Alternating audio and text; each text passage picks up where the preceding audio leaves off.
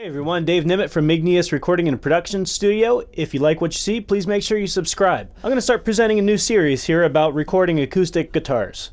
There are a bunch of different ways to do it, and so I don't think I could capture it, or capture your attention at least, in one video. So I'm going to go over a couple of different videos that kind of show you differences in recording styles, techniques, and microphones.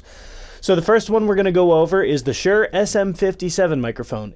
It's a workhorse microphone, and it's a great microphone when you are limited on your purchasing power and you just need a versatile microphone that you record just about anything with. If you're going to be recording with a couple of other musicians, this is probably the microphone you're going to want. And the reason you're going to want this microphone is because it's going to isolate your acoustic guitar. The context is everything. You really definitely have to feel around for the best sound. And, are you recording by yourself or are you recording with a band? Is the actual recording going to be featuring the acoustic guitar, or is it going to be featuring an entire band? So we're going to use this dynamic microphone right now. I'm going to record it in a few different positions so you can hear what the major differences are. We're going to record about 6 inches away from the guitar itself. And I'm going to point the microphone directly at the 12th fret. And let's just go ahead and hear what that sounds like.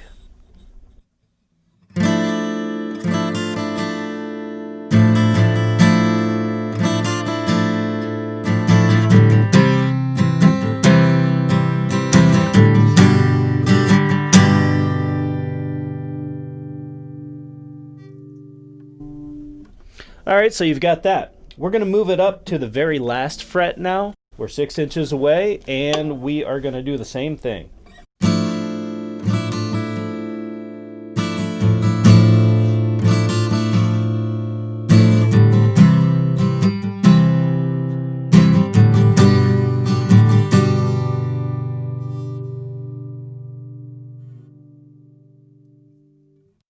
Okay, so as you can hear, it thickens up the sound a little bit. You could hear a little bit more of the pick. And so again, in context, it's really important to know what you're doing. Are you featuring your guitar or are you featuring a band?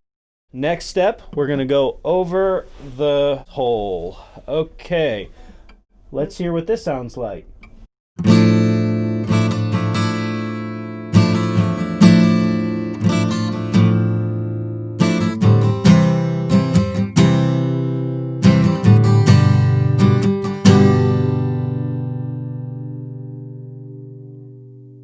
A little bit more bass, a little bit more thud, huh? Okay, and then over the bridge of the guitar.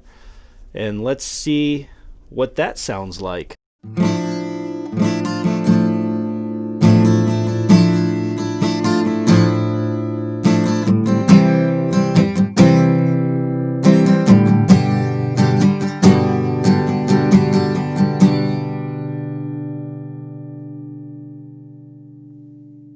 Let's just go even further. We're going to go one step further, and we're going to record the guitar body itself.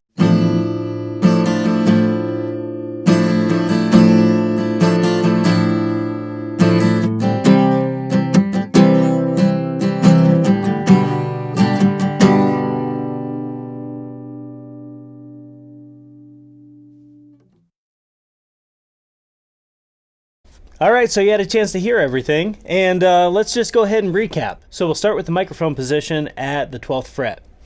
So what we heard was a little bit of thinness, but it was bright, right? It didn't have a whole lot of attack on it, and I think overall it was a nice balanced sound because there was a little mid-rangey growl, you had a nice even low end, and then as far as the top end, it was kind of bright.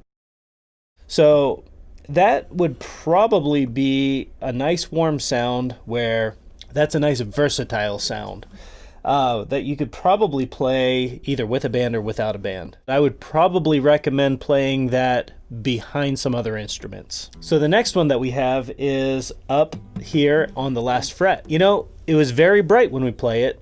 If you go back and you listen to it again, you'll hear the difference between 12 and the last fret. It was kind of tubby, it just definitely had like a lot of low-end roundness to it, and you could definitely hear a little bit more pick attack, and that makes sense since being here, the pick is going to be right next to where the microphone's going to be. I think this would definitely be something better for a solo acoustic guitar and with no bass guitar involved with this one. So if you're going to play just solely an acoustic, like a folk song or something like that, I would recommend the last fret before you get to the hole. So the next one is the microphone directly in front of the hole. That gave us a nice balanced attack and a nice balanced low end. That's probably going to be pretty good for a full mix if you're going to have the guitar in the background, or if you're also going to have a solo. Right? So it's good for an all-around acoustic guitar sound. So you're going to get, a nice balanced sound if all the other instruments die down, and if all the other instruments come back, you're still going to be able to hear the acoustic guitar. The next one is going to be at the bridge, and that gave us a lot of mid-range and a lot of attack. So miking at the bridge would probably be good if you are looking to get a nice body or to add thickness to a full mix, and still let the acoustic guitar come through, and especially if it's competing with, for example, a distorted electric guitar, because that's going to be a mid-rangey instrument too, so that will boost up the mid-range if you're miking over top of the bridge. Now finally, there was the miking on the body. So way over here, the microphone's at the body. That's a lot of mid-range and pick, and it kind of came across as boxy. So you might use that as an effect as opposed to like a real, nice guitar tone.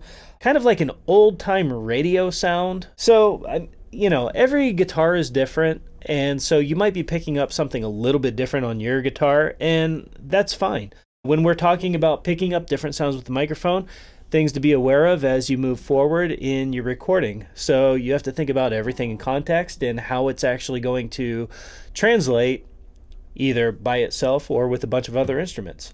So that's it for the SM57. I hope you enjoyed it, and I hope you learned a little bit here. And if you have any questions, always reach out and make sure that you subscribe. Thanks, and we'll see you next time.